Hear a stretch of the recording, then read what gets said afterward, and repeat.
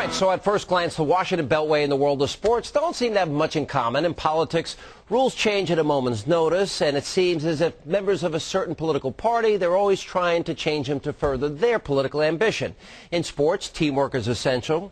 Cheating is frowned upon, and the rules don't change. So, can our nation's politicians learn anything from what takes place in the world of sports? Joining me now is the author of the brand new book, What Washington Can Learn from the World of Sports, former Virginia Senator, Governor George Allen. I love the book. I love it because you and I talk, every time you come in, we talk sports. We do, and your son's growing up in sports. I grew up in sports, and a lot of this book is a reflection on what my father taught me, growing up with one of the greatest coaches. Well, and a great father as well. And my mother's still kicking, and learned a lot from her as well. And one of the things you learn in sports growing up is it's a level playing field. It's equal opportunity for everyone. You don't care about someone's religion or their race or where they're from. What you care about is whether they can help the team win. It's a meritocracy. Right. And that's what we should aspire to in our society as well. The way you say it in the book is equal opportunity, not equal outcome is the American way. But unfortunately, we've got to the point where I imagine at some point people are going to say everybody in school gets an A. Because the kids that work hard and get an A, and then some kids get an F, you know, redistribution is, all right, we'll give everybody a C. Yeah, and in sports, do you ever think they would take away World Series championships from, say, the Cincinnati Reds and give them to the Pirates? No. Or take away the Steelers Super Bowl trophies and give them to the Detroit Lions? Yeah. Obviously not. You have to earn it. It's not equal results, it's equal opportunity. Folks get into contests and they don't look forward to, gosh, I hope this ends in a tie, or let's all cross over the finish line together holding hands. Yeah, and that's what I write about in the book. I mean, that's the way government wants to do things, and that's not the American way. What's happening in schools now? They don't want kids to keep scoring in a sporting game, as if they're not going to keep score.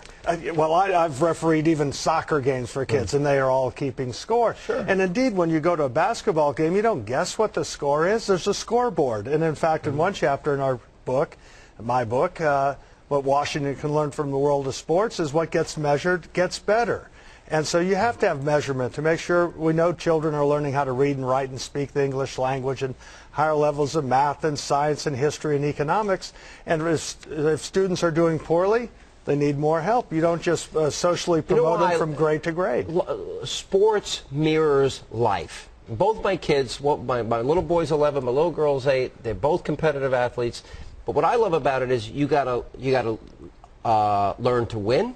You got to learn to be a gracious loser at times. You got to learn to work hard to achieve a goal. As much work as you put in, you'll benefit on the other side. And I try and tell them that's what life's about. And when you don't win, you learn. You get back up. You probably learn more when you lose, don't you? That's true. I've learned that. I hate that. Because I haven't always won and I've lost. And you do learn from losing. And what you learn is, all right, what mistakes were made? Where can you improve? What can be done better? And so long as they don't kill you, you keep fighting. As long as they don't kill you, it'll make you stronger. I was surprised you brought up the issue of the videotape in your last race and Macaca and all that issue. Why did you bring that up for this book? Well, I brought it up. It's a lesson learned. Some of the things in sports with the banter, it's in the midst of a description of the Army-Navy rivalry and all the pranks and the hijinks and insults that go on. But after the game, both academies come together because we're all part of Team America. And sometimes when you say things in sports, it's understood. The taunting and so forth doesn't always apply in politics. That particular situation was a mistake. It was not with any malicious intent. It was inappropriate to bring into this debate this young man who was following me all over Virginia, dozens of events. I was trying to tweak my opponent and shouldn't have brought the young man in. But you looked right at the camera. You knew he was there. You knew he was following you everywhere. Right. So wasn't that kind of a little bit of evidence that you didn't think it was any type of slur? Oh, if I had any idea. You wouldn't be looking at a camera and saying it. If not only that, if I knew it could be considered a slur, I would never say it. Your heart wouldn't let you do it. Absolutely not. And it diverted the campaign away from ideas and issues. I regret what it did to the campaign. I regret what it did to my family. Campaigns are tough enough on families. But and it also allowed opposition to mischaracterize the person I am. We're running out of time.